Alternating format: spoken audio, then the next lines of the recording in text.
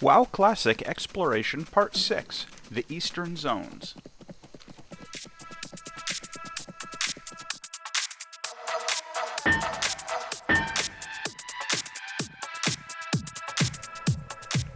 Now, the secret to accessing all of the closed zones on the eastern edge of the map is one jump here off the eastern end of Loch Modan at the Farstrider Lodge. You can see it here in the clip. It can be a little tricky. I sped up the footage a little bit. But once you make this one sort of sideways jump onto that outcropped rock, you are home free for an enormous amount of exploration. But before we get too far into that, there's a disclaimer that I always give that is extremely important in this exploration in particular. Caution! Res sickness is a thing. If you die off in the middle of nowhere in some of these weird places, the game won't know what to do. It'll put your ghost in Dunmoreau or the Barrens, and you might not be able to get back, and you'll have to accept a spirit res and all the repair costs that go with that. Be careful and don't fall. Now, once you make it over that little jump, it's just a matter of navigating your way up these rocks and paths, in the little spots around and behind these trees. The tree leaves can get in the way of seeing some of it. Just try to keep an eye on where I'm going in the clip and watch the mini-map to get a really more accurate idea of exactly where we are.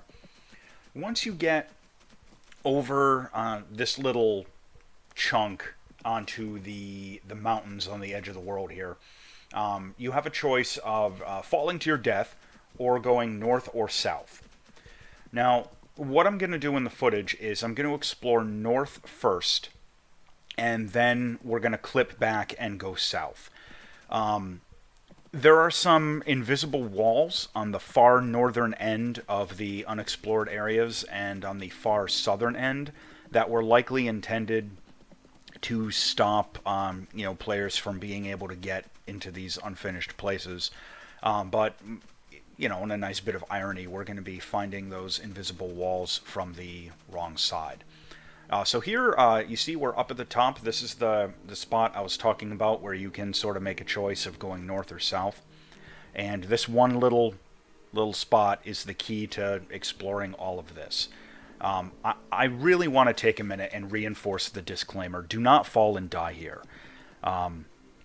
I first explored this area back, a decade ago when the Burning Crusade was current content. And I was playing on a Horde character, and I died in one of these spots. And it teleported my ghost back to the Barrens. A spirit res at level 70 was not a cheap prospect when I had 2 or 2.5 sets of gear in my bags, for DPS and healing. And when I died and my ghost spawned in the Barrens, I just sat there and stared at my screen for a few seconds, processing what had just happened.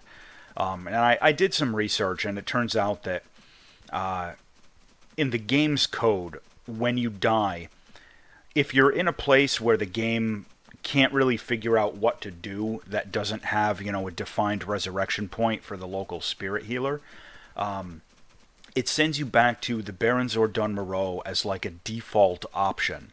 That's, sort of error catching code that Blizzard built in. If you die in a weird place and they can't figure out anywhere else to put you, it's got to put you somewhere. So it puts you in the Barrens or Dunmoreau based on your faction. So don't die here. It sucks. There's a very strong chance you won't be able to get back to your corpse and all that. Another kind of important point, some of the drops here, you can't get back up, just because of the nature of all this unfinished terrain. So once you drop into some of these areas, it's basically a one-way trip. As you can see in the footage here, these areas are largely undeveloped. There's a lot of, flat, featureless terrain. Down on the southern end, it gets a little bit more interesting. The terrain is a little bit more chaotic. There's some like jagged areas in that unnamed zone east of the Burning Steppes that make me think that Blizzard intended to actually do something there at some point.